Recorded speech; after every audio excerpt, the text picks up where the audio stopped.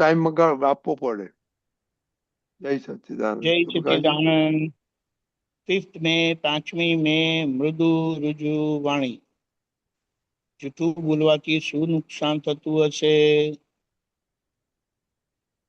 વિશ્વાસ ઉઠી જાય આપણા પરથી, ને વિશ્વાસ ઉઠી ગયો એટલે માણસની કિંમત ખલાસ.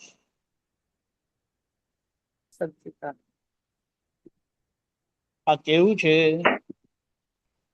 કે આપણે વિચારીએ કે જૂઠું બોલવું કેમ પડે છે.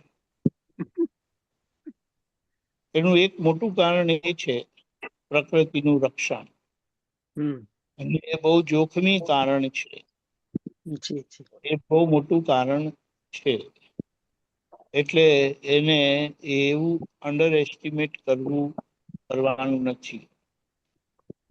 હવે અમુક સંજોગોના કારણે એને અમુક એવી આદત પડી જાય છે કે જૂઠું બોલવાની.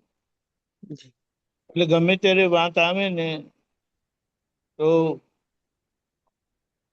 એને કોઈ રીતે કહે ને કે એને પેચઅપ કરી નાખે જૂઠું બોલીને.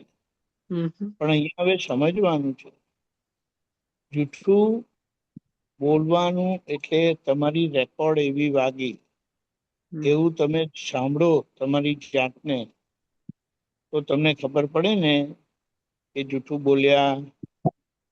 આ ટેપ જૂઠું બોલવાની વાગી, એવું ખબર પડે કે ના પડે? પડે. હવે એના પરથી જૂઠું બોલીએ તો એમ કીધું કે વિશ્વાસ આપણા પરથી ઉઠી જાય. અને માણસ પરથી વિશ્વાસ ઉઠી ગયો તો પછી એ માણસની કિંમત ફિનિશ, ખલાસ. અને હવે વિચાર કરો કે આપણું જૂઠ જ્યારે સામાન્ય ખબર પડે, એ તો ખબર પડવાની જ છે ને એકાદું દિવસ, કે ક્યારે ખબર નહીં પડે? બધા જાગે છે? હા, જાગે છે. બોલો. જી જી. જવાબ આવતો નથી એટલે હું સમજ્યો નહીં. એટલે માણસ તરીકે દાદાએ કીધું કે તમારા પરથી વિશ્વાસ ઉઠી જાય. અને વિશ્વાસ ઉઠી જાય પછી એ માણસની કિંમત ખલાસ. એટલે શું? એ છે અને નથી એમાં કોઈ ફેર નથી. એટલે એનું અસ્તિત્વ નકામું થઈ ગયું.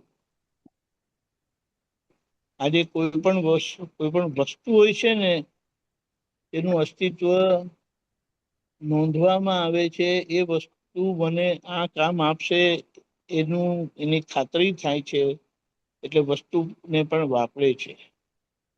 અને કિંમત ખલાસ થઈ ગઈ. હા, કોણ આવવાનું છે?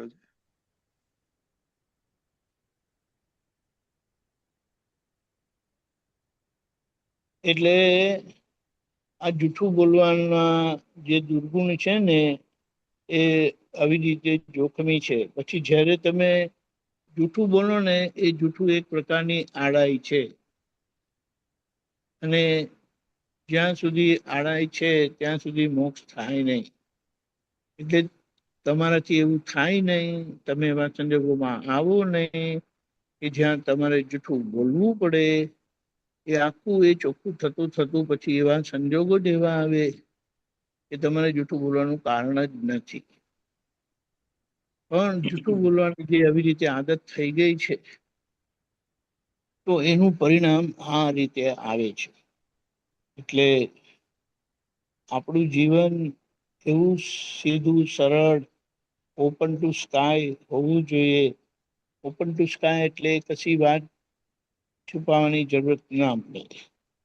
અહીંયા કવિરાજનું એક બહુ સરસ પદ છે: છુપા રાખવા પડે છે જે કોઈ કામ, ભગવાને કહ્યું છે અધર્મ તેનું નામ. છુપું રાખવું, જોકે એ વસ્તુ જુદી છે કે તમે વાત જ નથી કહેતા. અને જૂઠું બોલવું એટલે વાત જે છે તેને ફેરવીને વાત કરવી. એટલે પણ આ તો એક અપેક્ષાની વાત છે કે જે હકીકત હતી તે તમે છુપી રાખી, અને જે નથી એ વાત મૂકી. જેથી કરીને તમારું ખોટું ના દેખાય, તમે ઉઘાડા ના પડો. પણ અહીંયા નુકસાન આટલું મોટું છે. જી એક વિશ્વાસનું ધોરણ કેવું છે?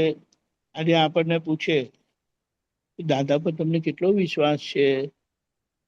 આજે પણ જ્યારે દાદા હયાત નથી તો આપણું દિલ એમ ચોખ્ખું કે મારા કરતા વધારે વિશ્વાસ છે. જી જી એટલે આપણું જીવન એવું હોવું જોઈએ કે લોકો પોતાના કરતા આપણા પર વિશ્વાસ વધુ મૂકે. પણ એ પછી જીવન કેવું ઘટે, જેમાં આ બધી નબળાઈઓ હોય નહીં અને આ બધી ગરબડો હોય નહીં. જી એટલે પોતાની જાતને તપાસવા માટે આ રાખવું જોઈએ કે જેથી કરીને આપણને સમજાય. અને ખરેખર જોવા જાય ને, એ જુઓ કૃષ્ણ ભગવાન કેવું જીવ્યા છે, રામ જી ભગવાન કેવું જીવ્યા હશે, મહાવીર ભગવાન કેવું જીવ્યા હશે કે આજે લોકો એમને પગે લાગે છે જી જી વિશ્વાસથી કે એમની સમજણે જીવી જવું છે. આ કેટલો મોટો વિશ્વાસ છે, ગયા પછી પણ આટલો બધો વિશ્વાસ, અને આપણે છે હાજર તો એ વિશ્વાસ નહીં. નથી કેમ? સાચી કારણ કે આ બધી ભૂલો થાય છે, કંઈક રીતે કોઈને દુઃખ થઈ જાય છે, જી કંઈક રીતે કોઈને ઓછું લાગી જાય છે. એટલે જ્યાં આપણાથી બીજાને દુઃખ થાય, આ દુઃખ થવાનું કારણ છે ને જી જી વિશ્વાસ ઉઠી જવો. હવે વિશ્વાસ ઉઠી જવો એ કોઈને મારી નાખવા કરતા ડેન્જર વાત છે. સાચી વાત કારણ કે માણસ હયાત છે અને વિશ્વાસ ઉઠી ગયો એટલે એ છે એમને આપણે નથી કરી નાખીએ. હમ કેટલું મોટું જોખમ કહેવાય. જી એટલા માટે દાદાએ અમારા માટે કીધું કે આપતપુત્રોએ કેવી રીતે રહેવાનું છે. અગેન દાદાએ કીધું આપતપુત્ર કોને કહેવાય? જે પોતાની જાતને છેતરે નહીં. અને જે પોતાની જાતની છેતરે એમના પર લોક કેટલો વિશ્વાસ કરે. કરે. તમે છેતરશો તો ક્યારે ને ક્યારે તમારા ઉપરથી વિશ્વાસ ઉઠી જશે. જશે right. છેતરવાનું એટલે જૂઠું બોલવું ના થાય? થાય. જૂઠું બોલીને કામ કરવું, એ માણસો છેતરાય જ ને. હમ તમારી વાત આવી જાય અને પછી છેતરામાંથી એમને જે નુકસાન થાય એનાથી એ જે દુઃખી થાય એ આપણા પછી વિશ્વાસ ઉઠી જાય. એટલે વિશ્વાસ ઉઠી જાય એટલે આપણી વેલ્યુ કે ને માણસની કિંમત ખલાસ. એવી ભૂલ આપણે ક્યારે કરવી નહીં. આ સાચી સમજણ પાકી રાખવાની અને જીવી જવાનું છે. ત્યારે આપણો જીવન વ્યવહાર આદર્શ થશે. જય જી જી સચ્ચિદાનંદ. અશુકાળજી જય સચ્ચિદાનંદ. હા હા જય સચ્ચિદાનંદ. બોલો. જયજન આ લખે છે કે જૂઠું બોલવાથી શું નુકસાન થતું હશે? વિશ્વાસ ઉઠી જાય આપણા પરથી, ને વિશ્વાસ ઉઠી ગયો એટલે માણસની કિંમત ખલાસ. સિમ્પલ ભાષામાં કવિરાજ આ સૂત્ર સરસ આપી દીધું છે. એવું છે, માણસની કિંમત ક્યાં સુધી હોય કે જ્યાં સુધી એની પર વિશ્વાસ રાખી શકે. નહીતર શું છે કે આ પ્રાણીઓ હોય છે કે બીજા કોઈ હોય તો એની પર સામાન્ય રીતે કોઈ વિશ્વાસ ના રાખે, ક્યારે મારી દેશે કે ઠેકાણું નહીં. પરંતુ મનુષ્ય એકલો જ એવો છે કે જેની પર લોકો વિશ્વાસ રાખે. અને વિશ્વાસ તૂટે છે ક્યારે? તો કે જૂઠું બોલવાથી વિશ્વાસ તૂટે. મહાભારતની અંદર દાખલો છે ને પેલા યુધિષ્ઠિરનો, એનો રથ 6 ઇંચ ઉપર ચાલતો હતો, ખાલી એક જ વાક્ય અધૂરું બોલ્યો, નરો વા કુંજવા, અસ્વસ્થતામાં હણાયો, નરો વા કુંજવા. તો ખાલી એટલું જ આખા જીવનનું જે તપ હતું એ તપ સીધું રથ સીધો નીચે જતો રહ્યો.